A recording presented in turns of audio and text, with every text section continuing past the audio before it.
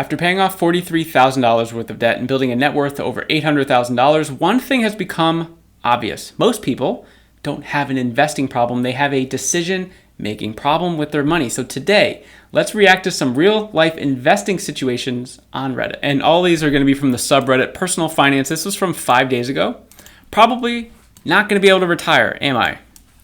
53 male who is just starting to build up a retirement fund and emergency fund this year. For the longest time, the only jobs I could find were fast food ones, as I couldn't get anyone to give me a chance for an accounting position, which is what I studied for in college. Dang. Thus, I couldn't save up for retirement or start an emergency fund, as I was just making enough to keep my head above water. Earlier this year, I finally landed an accounting position at a small firm, $45,000 a year. The good. Credit score over 600, not great, but better than it was. Emergency fund at 350, I'm going to assume dollars, adding $50 at a time. Adding $700 a month to traditional IRA. The not so good student loans at $147,000. Won't have to pay for another year. Adding at least $100 per month while it's on pause. Total retirement as of now is just over $1,000. Yeah, not great, Bob. I was thinking of eventually opening up my own practice in my 60s, so I'll have income in case I end up getting laid off or struggle with finding a new job due to my age. I'm hoping to stick around in my current job until I get my CPA. Firm is small, but planning on growing, which hopefully will mean higher pay. I guess my question is, how do I make up for lost time and get myself in a situation where I can think about retirement before I turn 75 to 80? Got it. This is tricky. So you're finally breaking into the career that you went to college for. I don't know, I don't want to assume that you went to college 30 years ago. It says you're 53, because obviously everyone's journey is different. So kudos for sticking with it and pushing through. I'm sure that, I don't know, you could have maybe tried other situations other than like fast food instead of just like strictly an accounting position here. But again, there's not enough context here for me to really dive into that. So he mentioned like the credit score first.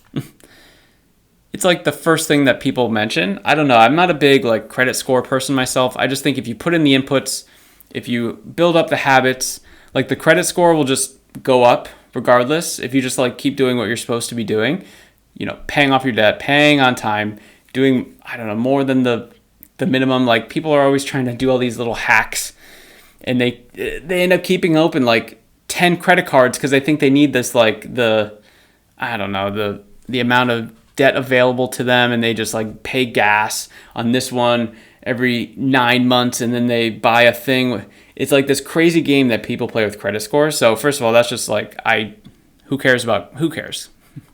Just keep putting in the inputs, guys. Emergency fund at $350. So I guess I'm wondering, like, it seems like this person was just living paycheck to paycheck for like decades potentially, because there's only, we'll call it like a couple $1,000s of assets here. And then the student loans at 147. So yeah, I'm not really too sure what's been going on the last couple decades. I'm assuming you just haven't either made enough, or you weren't able to find extra money in their finances. People I work with, for example, are able to find like $1,000 in 6 weeks. And so yeah, here's a couple people that have gone through my program. In the first 6 weeks, we do like this cash flow accelerator. So Sandy found $1,200 in 6 weeks. Gemma's never saved this much money in 6 weeks, not just in 6 weeks, but like in 6 weeks, she's never saved this much money in her entire life.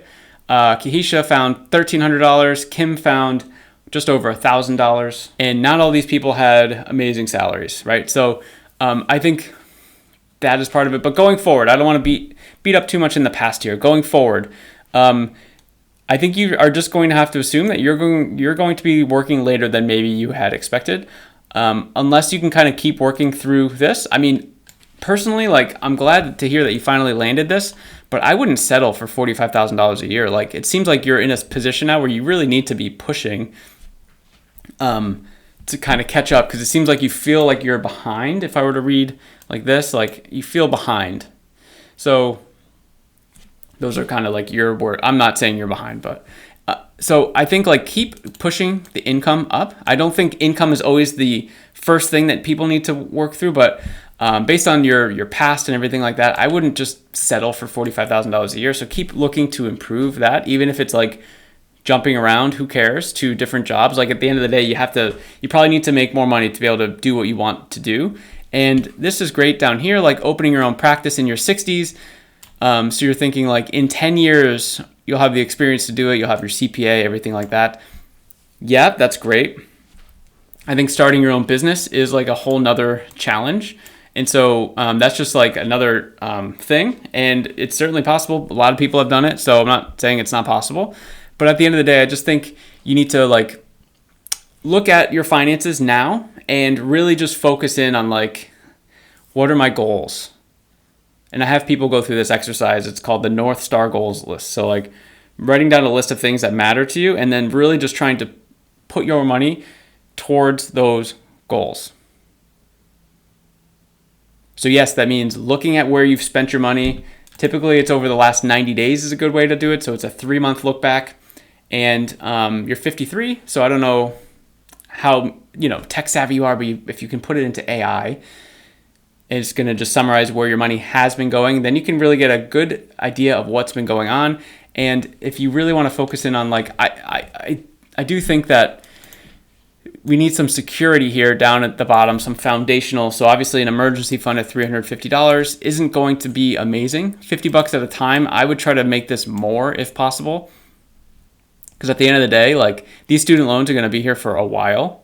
And I know you don't have to pay them off for another year, but I'm just thinking this is going to take you a while. So really it's like, how do you increase the income? Because I don't think this is going to this isn't going to work for 20 years. I don't know how, retirement, I'm not sure what your number is for retirement. So there's a lot of factors here. But I really appreciate you sharing this. It looks like your name's Brian, because I think it just gives a lot of context into how the current state is for some people in their personal finances.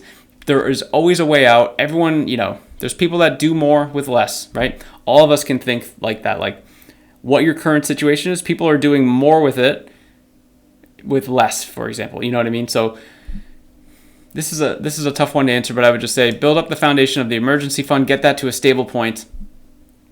And then, start putting more towards retirement. It's great you're doing a traditional IRA. If you max that out, you could always just put money into a brokerage account and invest there and, get your standard, 8-10% in the US stock market returns. And if we go to some compounding interest calculator, because I do just want to help this guy out here.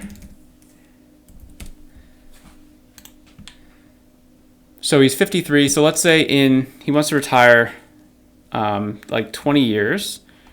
Okay. And you're starting with, I think he said he was starting with $1,000 in his retirement. Rest rate of return, we'll do a conservative 8%. So monthly, what you would need to do, we just kind of have to keep playing around with this number until it's, good enough for you. So $100 is definitely not going to do it. $500 a month for 20 years at your age is going to get you to about $300,000. So I'm thinking it's got to be closer to like $1,000. Even that is just like $600,000. So like you can keep playing this game. $2,000 a month gets you a millionaire in 20 years. So like, would that be a stretch in your finances right now? Probably. I'm going to guess probably. So that's why I'm suggesting like build up the emergency fund so that you can be a little more aggressive in where you're putting your money, and then also keep working to increase your income. And good luck, sir, on the accounting space and opening up your new firm in a couple years maybe and getting your CPA. Let's go to the next one. All right, this is from one day ago. It's fresh.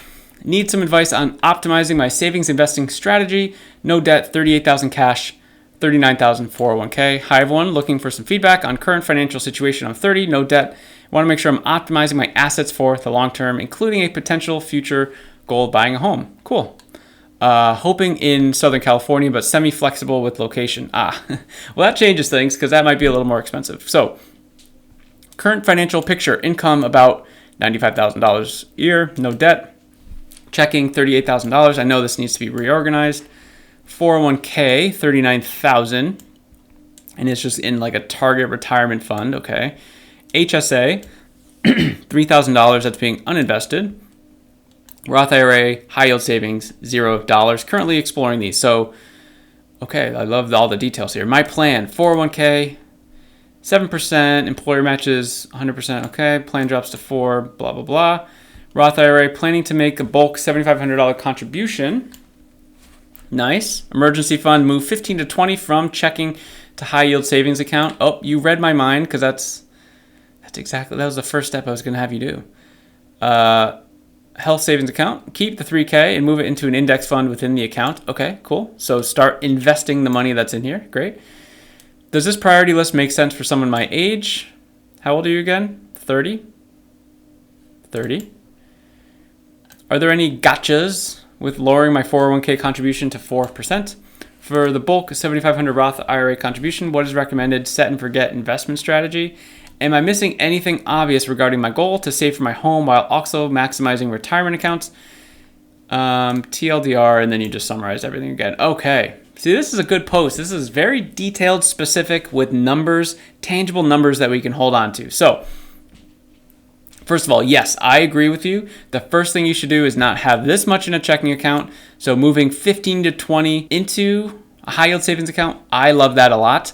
And I would say in the checking account, so what my wife and I do is we have a buffer. It's like our new zero. It's 3 mortgage payments. It's our zero. So our mortgage payment times 3, that's what we can't go below. That's kind of like a little buffer for us. And so whatever kind of buffer you would feel comfortable just having in your checking, if that's like where all your transactions are going in and out of, just in case. So I think like you're leaving what? I would put 20,000 plus into the high yield savings, but whatever your buffer is, that's totally fine. A couple $1,000s isn't going to be a big deal. You mentioned you wanted to optimize. But I think people get too focused in on the optimization. I think just like comfort is a factor too. So if you wanted to leave $15,000, $20,000 in your checking account, seems like a lot, but that's fine if that's what you want to do. 401k, I would just keep contributing to that. Are there any gotchas? That was one of your questions with lowering your contribution. No, the only gotcha is it's just the account will probably grow slower. So if you're going from 7 to 4, it will just grow slower, but your employer match will still be there. So this is a way to maximize that. So maybe the other 3%, you can put towards other things. For the bulk contribution, what's recommended? Set it and forget it investment strategy. Yeah, I mean, I grew, a net worth of $800,000. I have the most simple investing strategy. I just invest in basically U.S. stock market, just broad market index funds, super boring, 8 to 10% growth, we'll call it, over a long enough time period. And you just kind of, it is a set it and forget it strategy. If you're good and you know what you're doing, you could probably beat the market, but most people can't. And for me, I don't want to try. It's just like a lot of headache, because then you got to keep up with all the news and all the stuff that's going on. That just doesn't interest me. So I'd rather just put it in a vehicle that I know on a long enough time horizon will work. And just to show the compounding effect here. All right, so I just typed in the S&P 500, just a broad market index fund. Basically a bet on the U.S. stock market, U.S. companies, the top 500 companies. Oh, it's down today. I'm sure a lot of people sold it. But really on a long enough time horizon, if we click on the max here, so it's up 900% since the inception of this, 1996. So we're looking at 30 years. And you can see it wasn't amazing at first, little bit. And then it's going up and up and up. And now it's just, there's huge stretches here that there's you see these little big valleys, right? And during these times, there's so many people that just get so nervous and they sell or they get out and they stop contributing to their retirement. But then guess what? It just goes up again. So really, if the goal is significantly to be a long-term investor, then you just got to play the game of the ups and downs, and you just can't really look at it too frequently, is all I would say. But in the end, over a long enough time horizon, if you're just investing in broad market stuff, you'll probably be okay. But of course, any investing is a risk. So if we come back here, am I missing anything obvious regarding my goal to save for my home while also maximizing retirement accounts? So what I will say is, if you're looking to go in the SoCal area, to be clear, I'm not in the area, so I don't know the housing market over there. But I'm wondering where that money is going to be coming from for the house. Is it the high yield savings account? Are you going to be putting something in there? Are you going to be doing a brokerage account where you're going to be basically investing? And then, when it's time to buy the house, you take the money out. Because right now, currently my wife and I, when we have extra money in our finances, like extra, like we've already done all the financial goal stuff, we have a brokerage account that we fund and we have no idea what it's for, but we've been rewarded in the past of just like being prepared for any situation that can come up. And that's quite honestly how we were able to buy the home that we have and, fund all of our kids' stuff. It's just like we've always been rewarded for having a plan, even though we didn't know what the plan was for. So I would say, like, however you want to do it, if you're planning on buying a house soon, probably just putting it in the high yield savings account, just pumping money into that. If you're planning on buying a house like over 5 years from now, maybe looking into like a brokerage account and getting the compounding of the interest is going to be higher than a high yield savings account. So that's kind of the things that I would be looking for. I think I answered all your questions, but it seems like you're actually kind of crushing it. So keep doing that, and let's jump to the next one. All right, this is from 2 days ago. Trying to figure out where to put our money to make it grow. Aren't we all? I, 34 male, make $150 per year, and my wife, 33, makes $60K. We have $59,000 in liquid assets. $32,000 of that is sitting in a high yield savings account that earns around 4%. The rest is sitting in our joint bank account. Nice. 401k is at $126,000, fully invested in FXAIX at a 12% contribution with 4.5 match. Her job does not offer a 401k, though I floated the idea of opening an IRA for her. Mortgage is $3,350 per month, including PMI and insurance. One car payment at $400 a month. We just want to grow our savings more efficiently, so we're not looking back 20 years wondering where it all went. Any advice is much appreciated. Sure. So yes, the first thing that brought my attention was this sentence here. We just want to grow our savings more efficiently. Now, I'm not sure what you mean by that because too many people interchange savings and investing. So saving and investing are completely different, very different habits and activities. And I don't know if you mean you really want to grow your savings, like in your savings account, in your high yield savings account, or if you mean investing, you want to grow your investments. Because I know people put money aside and they're like, oh, I'm saving it. That's just kind of a pet peeve of mine, so I just wanted to clear that up. So I'm not totally sure what you mean by this. So not looking back 20 years wondering what went wrong. Like, I'm assuming you're talking about investing. I'm just going to assume. I also like to ask people, like, how much longer is in your PMI? Like, how much longer do you have to get to that point? Because it's just so annoying having to pay for that. I hate having to pay for that. We did that in our first home for the first couple of years. It had a PMI, not on the second home, because it's just a pain in the ass. So if you have the 20%, obviously that's ideal. If not, then totally understandable. Yeah, at the end of the day, like, you guys are doing all the right things.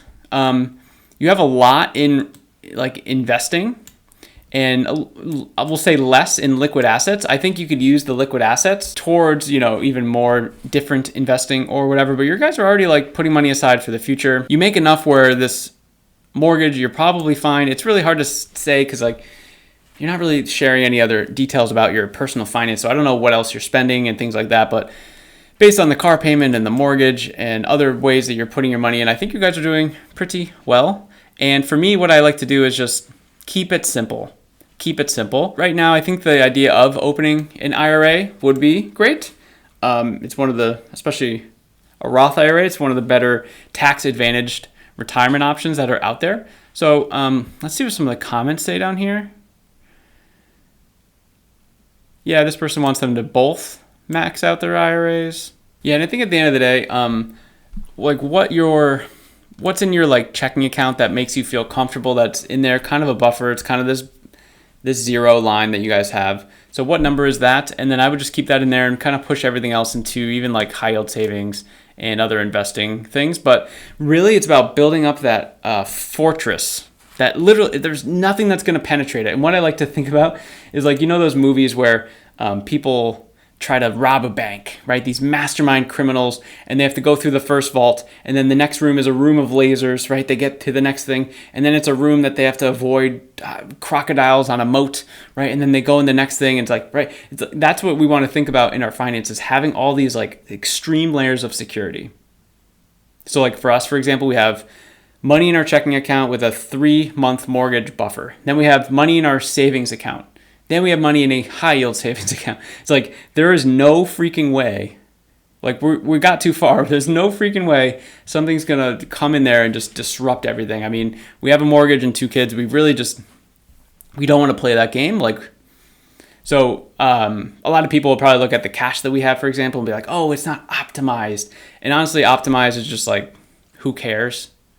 I'd rather just be comfortable knowing that, like, literally nothing's going to penetrate. Nothing's going to penetrate. Not even the greatest of villains, the greatest of bank robbers will penetrate that. Anyway, I'm talking too much about this. If you like these Reddit Reacts videos and you want to check out another one, you can do that right here.